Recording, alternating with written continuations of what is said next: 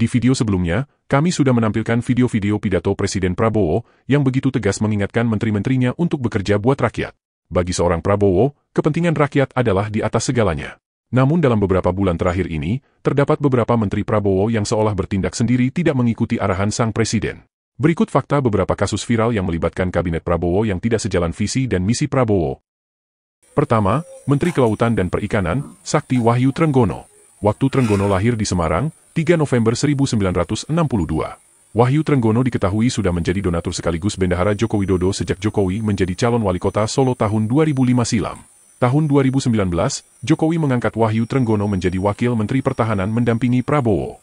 Setahun menjadi Wakil Menteri, pada tahun 2020, Sakti Trenggono diangkat menjadi Menteri Kelautan dan Perikanan, dan berlanjut di zaman pemerintahan Prabowo di jabatan yang sama. Kasus pagar laut di Tangerang sempat membuat nama Sakti Trenggono ramai diperbincangkan di media sosial. Perintah tegas Prabowo kepada Angkatan Laut untuk membongkar pagar laut ditentangnya. Sakti Trenggono akhirnya luluh setelah dipanggil Prabowo ke istana. Banyak pengamat yang menyayangkan sikap Menteri Kelautan ini. Terlebih lagi bahwa mereka sudah menjalani retret, yaitu suatu kegiatan yang menurut Prabowo dimaksudkan sebagai langkah menyatukan visi dan misi di antara para menteri. Sayangnya, ada saja kelakuan menteri yang bertentangan dengan kebijakan sang presiden.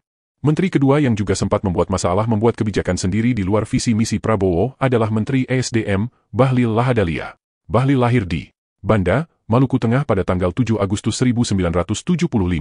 Tahun 2019, Joko Widodo mengangkat Bahlil menjadi Kepala Badan Koordinasi Penanaman Modal yang dia jabat sampai tahun 2024. Tahun 2021, Jokowi kembali mempercayakan tugas tambahan yaitu sebagai Menteri Investasi yang dijabat rangkap dengan jabatan Kepala Badan Koordinasi Penanaman Modal. Setelah Jokowi pensiun, Prabowo masih mempertahankan Bahlil dan dipercayakan di tugas yang lain yaitu Menteri Energi dan Sumber Daya Alam Mineral atau ESDM. Bahlil menuai kontroversi ketika membuat kebijakan sendiri menarik gas 3 kg dari pengecer. Setelah terjadi gejolak di berbagai tempat sampai menimbulkan korban jiwa, Bahlil akhirnya menarik kembali kebijakan tersebut.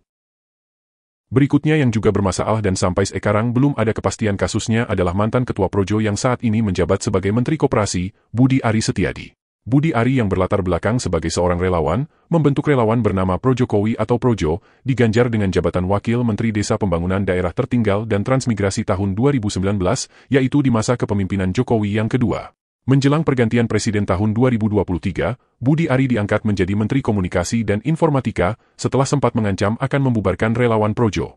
Lalu setelah pergantian Presiden, Budi Ari ditempatkan oleh Prabowo di posisi Menteri Koperasi. Budi Ari disebut-sebut ikut terseret dalam kasus judi online yang melibatkan karyawan Kementerian Kominfo. Menurut salah satu staf Kementerian Kominfo, karyawan yang kemudian menjadi dalang yang melindungi situs online sebenarnya tidak lolos tes dan tidak memenuhi syarat untuk diterima di Kementerian Kominfo. Namun kemudian diketahui bahwa karyawan tersebut tiba-tiba masuk kantor dan aktif bahkan bertindak sebagai mentor yang mengatur situs mana saja yang akan diblokir dan mana saja yang akan dibiarkan. Diduga bahwa karyawan ini bekerja atas perintah Budi Ari, atau dengan kata lain playmaker yang melindungi situs judi online adalah orang yang disusupkan oleh Budi Ari. Kasus ini jadi mirip kasus Gibran Rakabuming. Walau menurut undang-undang belum cukup umur, namun bukannya Gibrannya yang mundur dan menunggu waktu yang tepat, yang ada adalah undang-undangnya yang dirubah menyesuaikan umur anak sulung mantan presiden itu. Terakhir yang juga mengundang kontroversial adalah Wakil Menteri Tenaga Kerja, Immanuel Ebenhaeser. Immanuel Ebenhaeser atau akrab dipanggil Nul, adalah pria kelahiran Riau 22 Juli 1975. Nul adalah ketua relawan pendukung Joko Widodo yang bernama Jokowi Mania atau Joman. Tahun 2024, Nul bergabung ke Partai Gerindra dan ikut sebagai calon legislatif dari Dapil Kalimantan Utara. Sayangnya, Nul kalah dari istri Gubernur Kalimantan Utara Rahmawati hingga harus kembali ke Jakarta dengan tangan kosong. Pada Oktober 2024, Prabowo kemudian mengangkat Nul menjadi Wakil Menteri Ketenagakerjaan. Tanggapannya pada pertanyaan wartawan terkait tagar kabur aja dulu mendatangkan reaksi keras dari netizen. Nul yang mempersilahkan rakyat Indonesia yang akan pergi dan bekerja di luar negeri untuk pergi dan tidak kembali, dinilai sebagai jawaban putus asa dari seorang pejabat yang tidak mempunyai program kerja yang pantas untuk disampaikan ke masyarakat dalam rangka menenangkan gejolak yang timbul sebagai akibat dari kelangkaan lapangan kerja dan susahnya menciptakan ilmu usaha sendiri. Bagaimana menurut pendapat kalian, pantaskah kelakuan para menteri yang bertindak di luar dari visi dan misi sang presiden? Lalu jika tidak pantas, tindakan apakah yang paling pantas untuk menteri yang tidak bisa menjaga marwah dan martabat seorang presiden?